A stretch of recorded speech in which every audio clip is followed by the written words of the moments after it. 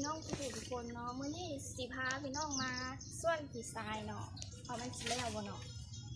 มาเฮ็ดน้ำกันเลยพี่น้องมันสิแล้วบ่เนาะคนถ่ายขี้ข้านเนาะเดี๋ยวส่วน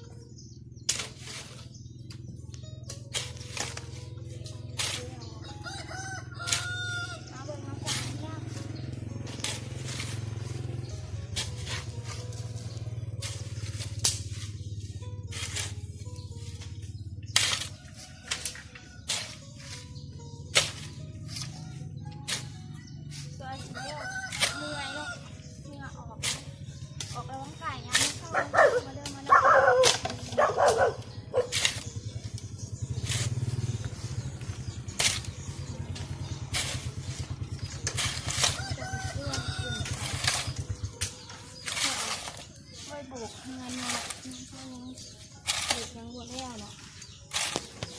ก็ไปปลูกกระโหลกเนาะ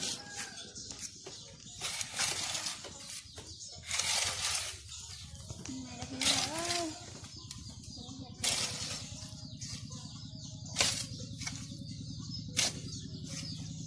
เอากระเจียวไหม้มากันเนาะเอาปลาไว้ที่หมานมานอนเนาะจะฝากดู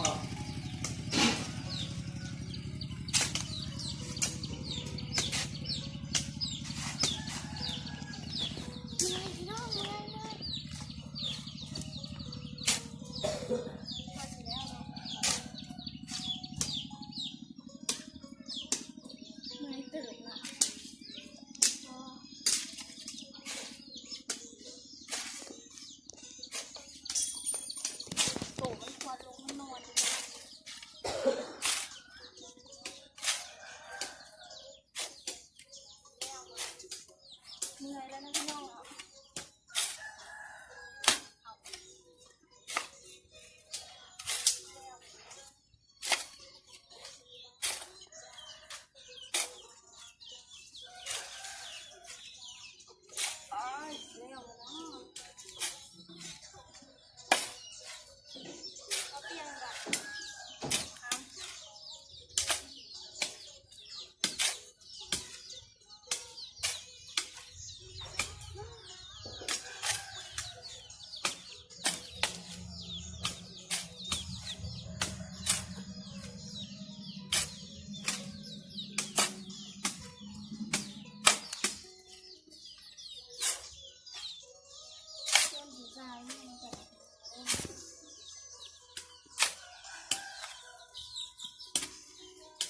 ปิด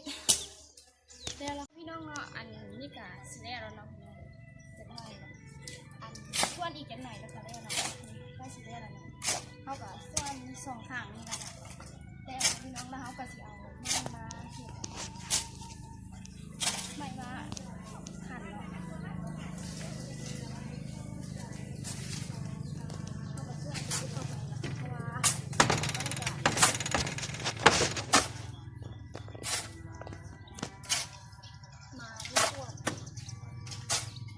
พอแล้ว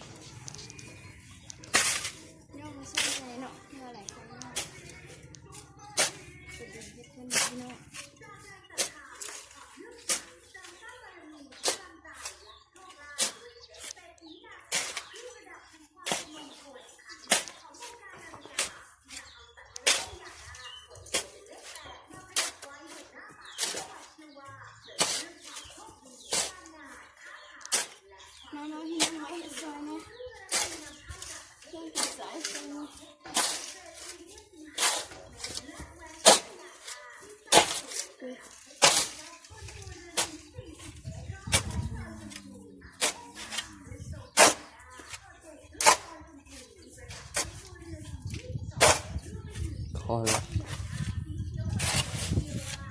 น้องกันนี่กันเรียกแล้วเนาะแล้วเขาก็สิเอาไม้มา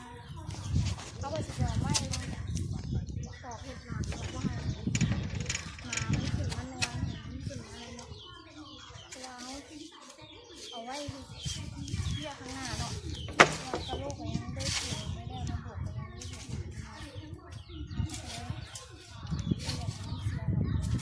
ซึ่งรถ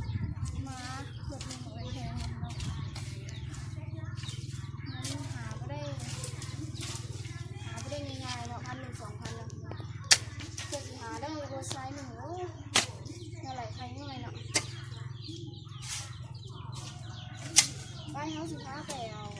ไม้เนาะพี่น้องเขาเรียกอะไรเนาะพี่น้องเนาะเขาก็เอาไม้มาใส่ตัวให้เป็นอันนั้นเป็นสารได้เนาะตอนนั้นอันฐานนี้น้ำอย่างเก่ามาใส่เนาะเพราะว่าอยากให้มาขึ้นมานอนเนาะพี่น้องเขาก็เรียกแล้วเนาะคลิปนี้ก็จบเพียงเท่านี้เนาะพี่น้องฝากกดไลค์กดแชร์กด Subscribe เพื่อเป็นกำลังใจ